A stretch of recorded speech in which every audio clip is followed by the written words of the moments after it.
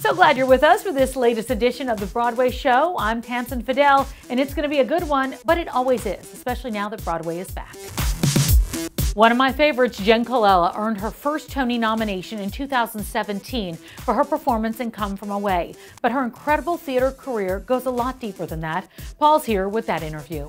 Thanks, Tamsin. From quick closers to long runs to a Tony nomination, Jenn Colella is a real Broadway pro. We hit the streets of the theater district to talk and walk through her resume. So Jenn, this is the Broadhurst Theater. Yep. Those doors, the stage door right there, this was where you made your Broadway debut. Right here. This is right here. I saw right that. here. That was Urban Cowboy. Yes. The musical. Sissy. That's right. I got to ride a bull, start a bar fight. You did. I had two leading men. One was bad, one was good. That's right. Yeah. Both very dashing. Very dashing. Very dashing men. Yeah. Remember one of the slogans for Urban Cowboy was the best butts and biggest hearts on Broadway? Do you recall this? I do now. That show didn't make it, but it was fun. It was fun. Whenever a show doesn't make it and there are two young actors in the lead roles, I always kind of worry about them. Like, how did that affect you, that your first show maybe had all that attention on it and then just didn't run? Well, what's interesting is that I didn't even know that was a possibility, right? I signed a year contract, so when I came in after the opening night and everybody was kind of dour sitting on stage and having a meeting, I was like, what's wrong? Wasn't that a fun party? What's going on? Do you still have the Urban Cowboy tattoo? I do, absolutely. You do, you have a tattoo. Bam, bam, bam. The Schoenfeld Theater. Right. Hey, this show, I hear this show's good. It's a good one. This show is quite a big chunk of your life. Continues indeed. to be That's right. a big part of your life. That's Tony right. nomination. Thank you. Yes. Thanks. Beverly Bass, playing a real woman, and I met you with her, and she became a part of your life as well. Indeed. But Come From Away, this has really, when this show got to Broadway, Yes. I didn't know. I didn't know if it was going to find an audience, if it was going to make it. We didn't either. Yeah. I mean, you don't, the name, right, until Right. you know. If Right. you know, you know, Come From Away. There weren't any like huge stars in it, Yeah. right? And it, you know, it has a heavy backdrop. But look what happened to it. Amazing. It's the little show that could and still does. Yeah. Easily the best show to take anyone that you know to. It's very much an ensemble show. Indeed. But you got this amazing spotlight moment in this show, Me in the Sky. That's right. Which is a beautiful song that tells the story of Beverly Bass of being a pilot on 9/11. Yeah. Suddenly I'm in the cockpit. Suddenly I've got my wings. What was it like to get center stage and have that moment every night? Terrifying. Yeah.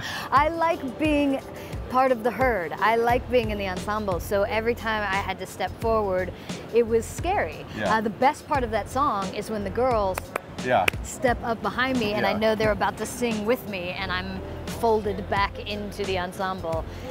But stepping away from the herd, especially in a piece like this, felt really, really scary. Not comfortable. Interesting. Not very comfortable. Yeah, that's the truth. That's the Imperial. That's an enormous theater, and you were in a little musical, High Fidelity. Yes, that's based right. on the movie. Yes. Didn't run. Well, it did. It didn't run. I mean, it's a fact. That is a fact. It did run for 2 weeks. Yeah. Okay. Yeah. Uh-huh. I saw it. It didn't run for a long time. It was a modern rock musical. It was awesome. The music Yeah. was incredible. Yeah, it was super, super fun to Yeah. do. Was it sad that it closed? It was super sad. Yeah, I remember. Because each new show, like, a lot of us were there from the beginning, so it takes years and years and years. Yeah. And then you have 2 weeks, and it's a gut punch. It's Yeah. just so shocking. But the cast album is Amazing. available, and it's dope. The Richard Rogers. Yes. You were not in Hamilton. No, You were in another show that ran here. This was the first show that had a this nice show run. ran, yes. We were all cheering for you. You got Thank a nice run out of this Thanks, one. buddy. It was called If Then, and it ran because of Idina Menzel. Idina Menzel. But what was amazing about this show is that you were doing it out of town in Washington, D.C. when the movie Frozen came out. That's right. And literally, you were all with Idina when you saw her become Adele Dazeem. Well, that's right. And internationally, It was notorious wild. and her voice and Yes. they were pulling up that song. Isn't that Yes, crazy? it was wild. I remember her coming into rehearsals early and being like, I just finished this Disney thing. I don't know how it's going to turn out.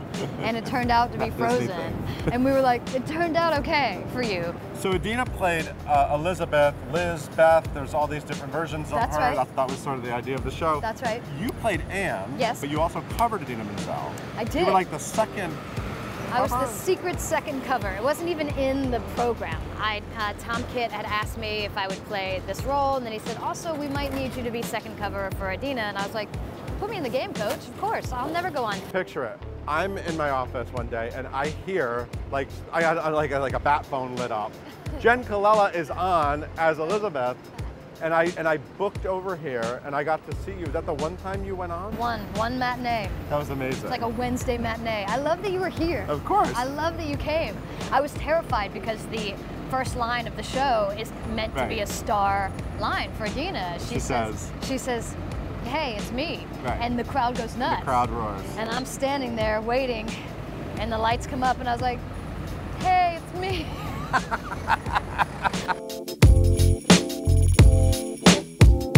You played Hedda Hopper. I played Hedda Hopper. At this theater, That's right. Paramount Theater in Chaplin. Chaplin the musical. I love Chaplin the musical. I love Chaplin the musical. It was so fantastic. I agree with you wholeheartedly, yeah. What? I mean, to be clear, I've loved every show that I've ever done. It's the truth, regardless of whether or not they ran.